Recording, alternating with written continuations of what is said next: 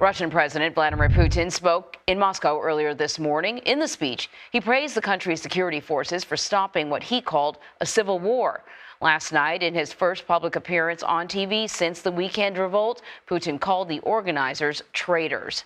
And CBS News foreign correspondent Ian Lee has more from Ukraine. The failed mutiny last weekend still hangs heavy over Russian President Vladimir Putin. He lashed out again at Wagner's leadership on state TV last night, saying they would be punished for the rebellion. But he also courted the rank and file, calling many Wagner fighters patriots who were misled and invited them to join the Russian army. The Ministry of Defense announced today that Wagner will now hand over its heavy weapons. Putin's speech last night followed an audio recording from Yevgeny Prigozhin, who has not been seen publicly since Saturday. The Wagner boss denied trying to overthrow Putin, saying his fight was with the country's military leaders, who he accused of failing to win the war in Ukraine. Putin tried to mask the uncertainty in the country last night with images that he's firmly in control. He met with his security chiefs, including Minister of Defense Sergei Shoigu, and thanked them for their support. State media portrayed a return to business as usual, with scenes of battlefield victories in Ukraine. But Saturday's mutiny showed cracks in Putin's strongman image. Wagner troops quickly seized the city of Rostov and the Russian military southern command, then headed toward Moscow. It took a deal, brokered by the president of Belarus, to stop his deadly advance toward the city. Wagner fighters would be pardoned, and Prigozhin would go into exile in Belarus. Putin also took aim at the West, telling his people that Russia's enemies wanted them to choke on bloody civil strife. On Monday, President Biden distanced the United States from the insurrection. We gave Putin no excuse to blame this on the West or to blame this on NATO. We made clear that we were not involved. We had nothing to do with it. This was part of a struggle within the Russian system. U.S. officials tell CBS News another $500 million aid package to Ukraine will be announced today. That'll include Bradley and Stryker armored fighting vehicles, equipment that Ukraine desperately needs as it continues to take ground in its counteroffensive. And today we're learning a plane linked to Wagner boss Yevgeny Prigozhin has landed in the Belarus capital of Minsk. No word yet if he was on board. Anne-Marie? Ian, thank you. So for more on this, I want to bring in CBS News correspondent Christina Ruffini. She's at the White House. So, Christina, we didn't hear much from the administration over the weekend as this whole thing was unfolding. President Biden made his first comments on the Russian mutiny attempt, and he says he immediately reached out to allies. What did he tell them?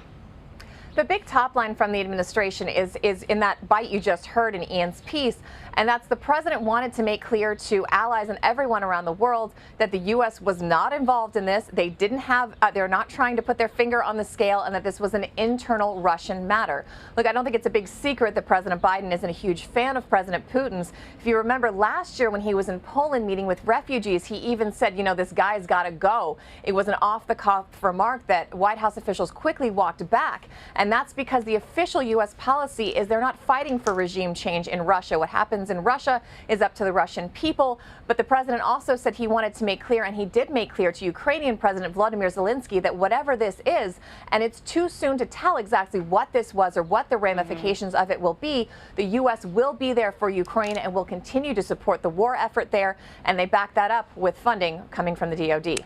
So, former U.S. Ambassador to Russia, John Sullivan, was joined primetime with John Dickerson, and they, of course, discussed the damage and the brief rebellion and the damage that it may have done to Vladimir Putin's image. I want to play some of what he had to say. We'll see if he can regain a little bit of that tough guy image as a person in complete control. He refers to himself as the Supreme Commander-in-Chief. He didn't appear to be the Supreme Commander-in-Chief this weekend.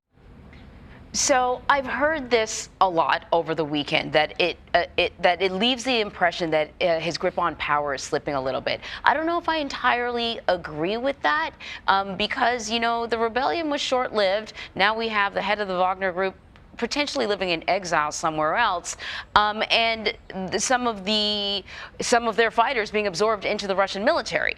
So my question to you is, how is the White House viewing this? Are they viewing this as an indication that Putin's strength is weakening, or are we looking at right now sort of a calm before a resurgence?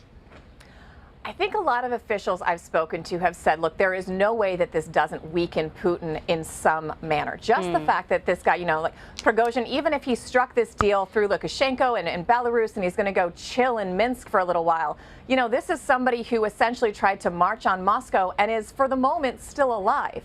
That in itself is shocking to a lot of people who've watched Putin and who've watched the way he's operated, because he does not like dissent. He does not allow dissent, and he hasn't for many, many years. So it's still very unclear exactly what is happening, how this is going to play out. Now there seems to be an agreement that the Wagner Group will operate from Minsk, but what happens to this is a group that has tentacles all over the world, including a lot of holdings and a lot of resources in places like Africa, throughout the war in Ukraine. It's very unclear. So all these guys are going to automatically go into the Russian army, or they're going to get dispensation. They're not going to be prosecuted. But you just heard Putin now sending mixed messaging saying they're traitors and there has to be repercussions. But we haven't really seen those repercussions play out. So I think we need a slightly longer timeline to evaluate what the implications really will be for Putin's grip on power, which up until this point has been largely uncontested. I absolutely agree with you, Christina. We could talk so much more about this. As you point out, they have tentacles all over the world, often doing the bidding of the Russian leadership, sort of proxy military maneuvers. And so you got to wonder, it's not just about what's happening in Ukraine, it's about the impact of a shattered relationship in Africa and in other areas around the globe, if it is indeed shattered. You never know what you're looking at with Russia. Right, and until the war in Ukraine, the Wagner Group was kind of operating, giving the Russian agenda plausible deniability in a lot of places. Diplomats would say, hey, Russians, what are you doing here in Mali? And they would say, oh, that's not us. That's a private group. We don't have anything to do with that, until the war in Ukraine, when they really needed the Wagner Group to help bolster their efforts. So now they've brought them into the fold, and that may have come back to bite leadership in the Kremlin. And again, we'll have to see how this all unfolds in the next couple days, weeks, months. Indeed. Christina, thank you. Thank you.